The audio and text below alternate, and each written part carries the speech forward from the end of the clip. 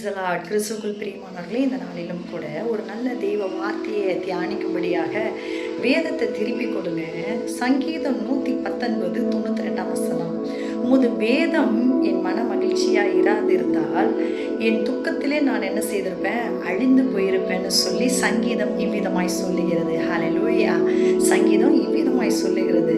அவருடைய வேதம் மாத்திரம் இல்லைன்னா, அவருடைய வேத புத்தகம் மாத்திரம் இல்லைன்னா, இன்னைக்கெல்லாம் நம்ம என்ன செஞ்சிருப்போமா, துக்கத்திலே அழிஞ்சு போயிருப்போம்னு சொல்லி இவ்விதமாய் சொல்லுகிறது. ஹல்லேலூயா. அவருடைய வார்த்தைக்காக தானே ஒவ்வொரு நாளும் நம்ம என்ன செய்து கொண்டு இருக்கிறோம், காத்திருக்கிறோம். ஹல்லேலூயா. இன்னைக்கு எனக்கு மனசு ரொம்ப சங்கடமா இருக்குது, ஆண்டவர் ஏதாவது ஒரு வார்த்தை தரமாட்டாரான்னு சொல்லி ஹல்லேலூயா ஆன்லைன்லயோ இல்லை ஏதோ ஒரு மூலமாக வார்த்தை நமக்கு கிடைக்காதான்னு காத்து கொண்டு இருக்கிறோம். ஹல்லேலூயா.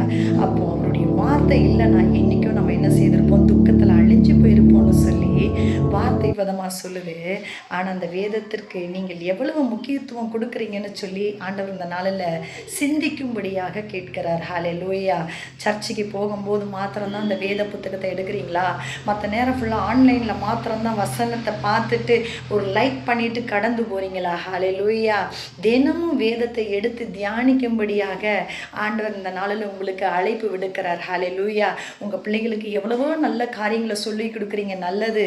ஆனால் வேதத்தை படிக்க சொல்லி கொடுங்க. வேதத்தில் இருக்கிற எல்லா சரித்திரங்களை சொல்லி கொடுங்க. ஹல்லேலூயா. அதுதான் நமக்கு பரலோகத்துக்கு கொண்டு போகும். பூமியில் உள்ள காரியங்கள் எல்லாம் பூமியோடு அழிஞ்சு போயிரும் பாருங்களேன். ஹல்லேலூயா.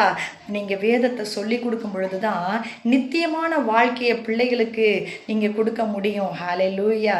வேதத்தை நேசிங்க, வேதத்தை படிங்க. ஹல்லேலூயா. கர்த்தருக்கே மகிமை உண்டாவதாக. ஆமென்.